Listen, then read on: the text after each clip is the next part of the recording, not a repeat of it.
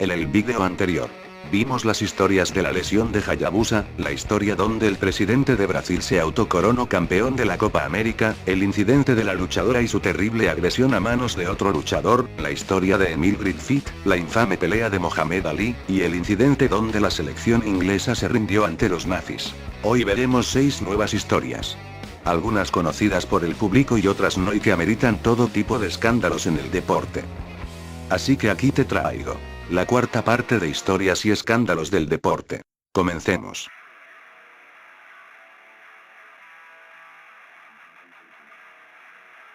La sorpresiva huelga de árbitros en México. Tanto en México como en el resto del mundo, agredir a un árbitro en un partido de fútbol es considerado una falta grave, el cual el implicado puede recibir hasta 1 año de suspensión. ¿Qué fue lo que sucedió? Todo comenzó cuando el jugador Pablo Aguilar, perteneciente al Club América, dio un ligero cabezazo al árbitro Fernando Hernández cuando le reclamaba por sus decisiones arbitrales en el partido América contra Xolos, en un partido de la Copa MX. Mientras tanto, en otro partido, Toluca vs Monarcas Morelia, el jugador Enrique Triverio, jugador del Toluca, dio un sutil empujón al árbitro Miguel Ángel Flores al reclamarle por la expulsión de un compañero. Y como resalte al principio, tanto en México como en otras ligas del mundo, la agresión de un jugador a un árbitro es considerada como una falta grave. Esto no es reglamento en México, sino de la misma FIFA. Pero la Federación Mexicana de Fútbol, al anunciar su sanción el viernes, indicó que Aguilar recibió 10 partidos de suspensión, mientras que Triverio recibiría 8, ambos por intento de agresión a los árbitros.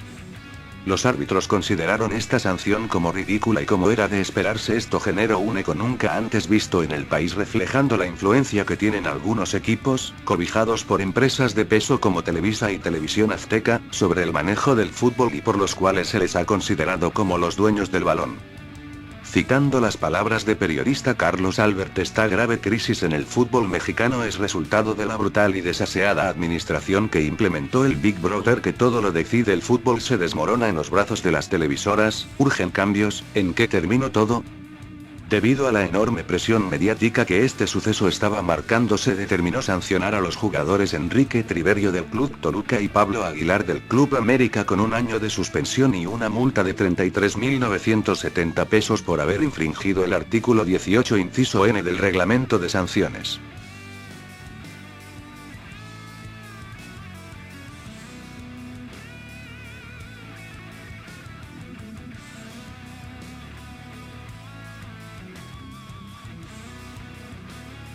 Estados Unidos contra McMahon. Estados Unidos contra Vince McMahon es un caso de 1994 de la Corte de Distrito de los Estados Unidos para el Distrito Este de Nueva York, presentado contra Vince McMahon.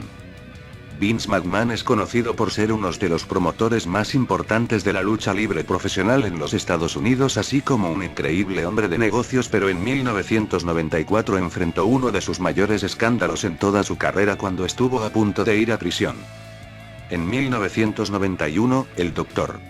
George Saorian, un médico de Pensilvania que había trabajado como médico de ringside para la WWF, fue declarado culpable de suministrar ilegalmente esteroides anabólicos. En su juicio, reveló que había suministrado esteroides a la WWF y sus luchadores, específicamente a la oficina de McMahon en Titan Towers. La directora ejecutiva de WWF, Linda McMahon, esposa de Vince, había enviado un memorando en 1989 advirtiendo que la WWF no debería utilizar a Saorian antes de su arresto y juicio por sospecha de distribución ilícita de esteroides. En 1992, cuando McMahon creyó que iba a ser procesado, cerró la World Bodybuilding Federation que le pertenecía. Como resultado de este testimonio en el juicio de Saorian, McMahon fue acusado formalmente por el FBI en 1993. El fiscal de los Estados Unidos para el Distrito Este de Nueva York, Zachary W. Carter, acusó a McMahon de conspiración para distribuir esteroides, posesión de esteroides ilegales con la intención de distribuirlos y malversación por presuntamente usar dinero de Titan Sports para comprar esteroides ilegales. 11 luchadores, incluido Hogan, fueron llamados a declarar por la fiscalía. Ningún otro luchador llamado, cuyo nombre real es Kevin McCall Estrado, dio testimonio de que McMahon les había suministrado esteroides aparte de Neif. Este ex luchador afirmó que McMahon lo había presionado para que tomara esteroides para hacerlo más grande. Sin embargo, el abogado defensor de McMahon argumentó que Neilz era un testigo hostil ya que había sido despedido de la WWF anteriormente y estaba descontento y buscando venganza. Neilz también se contradijo durante su testimonio al afirmar que no tenía animosidad hacia McMahon, pero luego respondió afirmativamente cuando se le preguntó si odiaba a McMahon, ya que anteriormente ellos habían llegado a las manos debido a asuntos contractuales del luchador con la empresa. Para sorpresa de muchas, incluso para el mismo Vince, fue absuelto de todos los cargos. El juez Misler desestimó los cargos de distribución con el argumento de que la fiscalía no había proporcionado pruebas suficientes de que ocurrieron dentro de la jurisdicción del tribunal. El jurado deliberó durante 16 horas sobre el cargo de conspiración antes de pronunciar un veredicto de no culpable. McMahon declaró que había usado esteroides pero antes de que se volvieran ilegales en 1991 bajo la ley de sustancias controladas. McMahon declaró a su empresa libre de drogas y la WWF introdujo una política estricta de pruebas de drogas a raíz de esto. Cualquier luchador de WWF sorprendido con drogas sería despedido. Sin duda la figura de Vince McMahon ha estado envuelta en muchas polémicas y escándalos, pero muchos de manera sarcásticamente consideran que este es el mayor triunfo de toda su carrera, haber evitado la cárcel cuando muchos intuían que tenía todo en contra.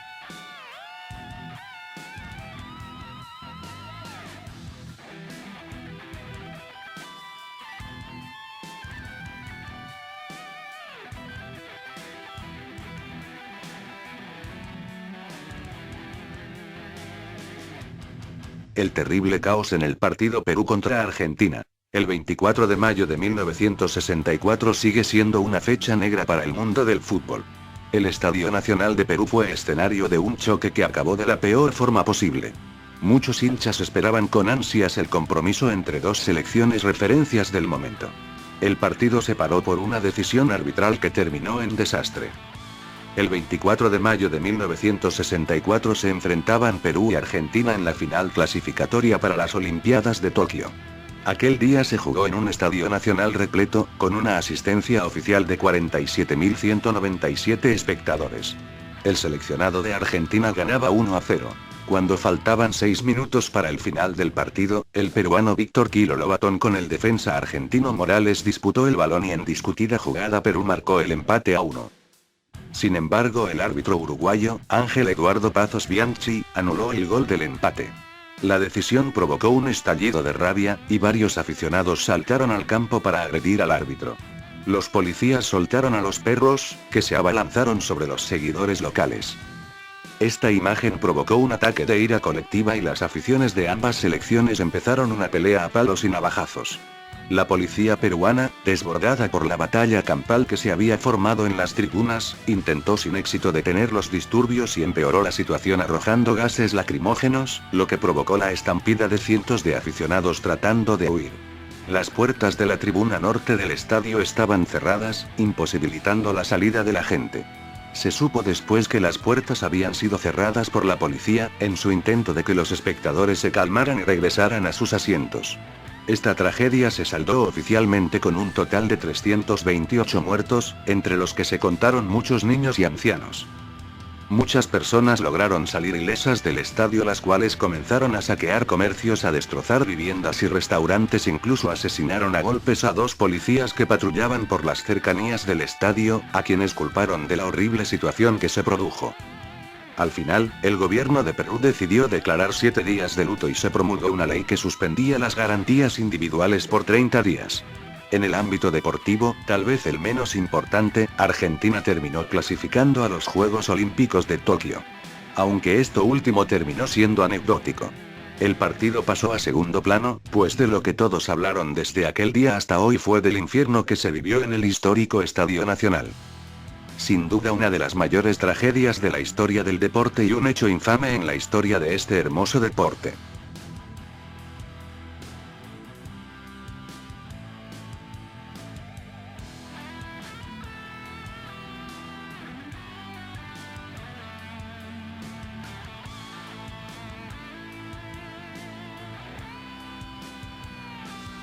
Primo Carnera, el gigante asesino. Primo Carnera fue un boxeador italiano, campeón mundial de los pesos pesados. Muy popular en su tiempo, siendo conocido por su enorme estatura por medir casi 2 metros de estatura. fue descubierto en el circo por el AMPA y convertido en campeón del mundo de los pesos pesados. Su profesión en el circo duró solamente 3 años hasta que dio su salto al boxeo. No sabía boxear ni había disputado una sola pelea oficial, más allá de la pantomima del circo. Sin embargo, fue puesto rápidamente bajo la protección de Leon C., un manager cercano a la mafia que vio en aquel cuerpo gigantesco y extraordinario una buena oportunidad de hacer dinero, sin importar los medios. El primer combate amañado que disputó Primo Carnera fue el de su debut, en París, el 12 de septiembre de 1928, que ganó por nocaut técnico en el segundo asalto. La primera noticia que se publica en ABC sobre el púgil italiano es de un año después, cuando su fama ya había traspasado las fronteras de Francia. En esa época ya viajaba por todo el país derrotando a contrincantes de muy baja calidad y supliendo la falta de técnica con su envergadura. Por otra parte, aún así, en 1930 dio el salto a Estados Unidos, donde se convirtió en un juguete de la mafia, que controlaba el mundo del boxeo y amañaba muchos de sus combates. Y es que en esas épocas son muy distintas lo que un boxeador se jugaba en aquel entonces. Por ejemplo, los combates podían durar muchos más rounds que ahora, sino que también el árbitro no detenía la pelea sin importar cómo un hombre era masacrado en el ring. El 10 de febrero de 1933, Ernie Schaaf se enfrentó en el Madison Square Garden de Nueva York al gigante italiano Primo Carnera, una auténtica bestia de más de 2 metros. En el 13º asalto, un golpe del poderoso puño de Carnera tumbó a Schaaf. No se volvería a levantar. El púgil de New Jersey entró en coma y fue llevado a un hospital para ser operado. Murió 4 días después, el 14 de febrero. A la edad de 24 años. La autopsia reveló que Ernie Schaaf tenía meningitis, además de que acaba de recuperarse de una gripe poco antes de competir. Ambos factores pudieron ser clave no solo en su derrota, sino también en su muerte. Lo irónico de esto es que Carnera era conocido por ser un tipo muy noble, pero cuando se subía al cuadrilátero y tenía que pegar literalmente era alguien en misericordia. Obviamente no se le podría criticar por eso, pero ponerlo con un sujeto más pequeño que él. Es considerado hasta la fecha un acto criminal, siendo prueba como era el boxeo en aquellos tiempos.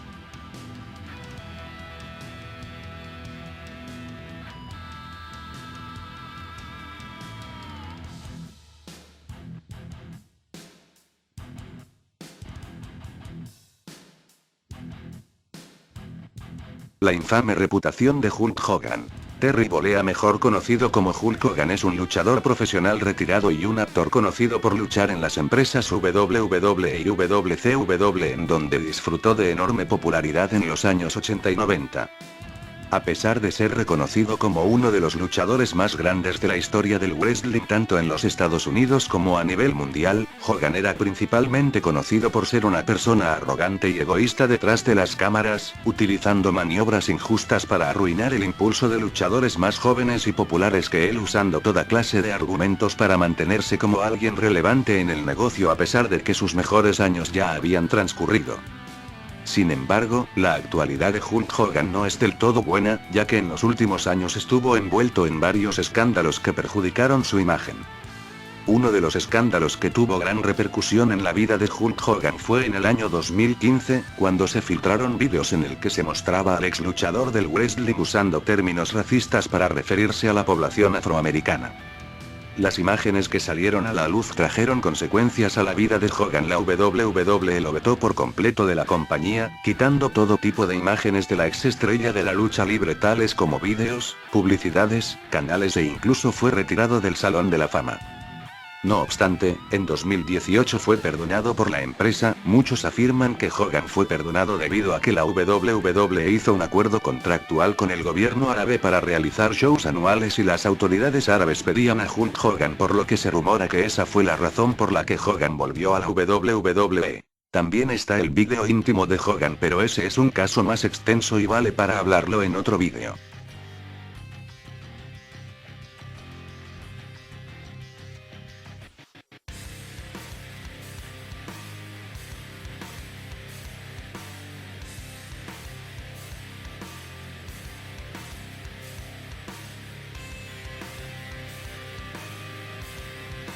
El luchador Bruno Sammartino y su largo reinado como campeón.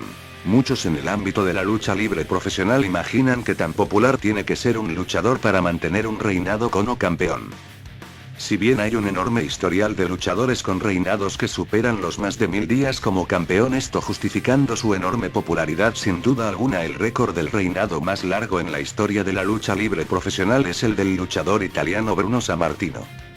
Este luchador basó su legado en un talento rutilante en el ring, sino más bien en el hecho que fue uno de los primeros powerhouse conocidos y afamados en la industria, con finishers como el Bearug y el Hammerlock que, si bien hoy son parte accesoria del moveset de un luchador, en esa época eran sinónimo de fuerza bruta. Sammartino, a su vez, perteneció a una casta de luchadores donde los esteroides y anabólicos, no solo no se usaban, sino que eran mal vistos dentro de los rings, una época donde la lucha era un deporte a lo mero macho, donde los títulos respondían a calidad atlética, más que a un guión elaborado que predeterminaba quién saldría con el triunfo del cuadrilátero. El reinado de Bruno fue de 8 años ininterrumpidos, lo que lo pone como el campeón con el reinado más largo de todos los tiempos. Sammartino fue pieza clave para que la WWF monopolizara la industria, ya que junto con la empresa, se presentaron en todas las regiones de Estados Unidos y llamaron la atención del público.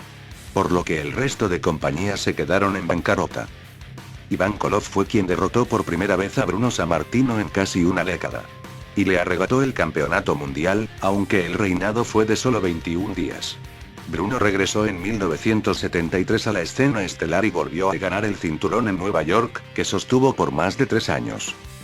Si sumamos sus 2 reinados como campeón máximo, la cifra es de 4040 días, es decir, 11 años. Si bien, Roman Reigns, el campeón actual de WWE, rebasó recientemente la cifra de 1000 días como campeón, aún está lejos de los números de Sammartino. Finalmente, en 2018, falleció a causa de una enfermedad del corazón a sus 82 años y la WWE le rindió homenaje con 10 campanadas como una de sus máximas figuras de la historia. Sobre todo antes de que empezara la época de monopolio y expansión mundial. Sammartino fue inducido al Salón de la Fama de la WWE en el año 2013.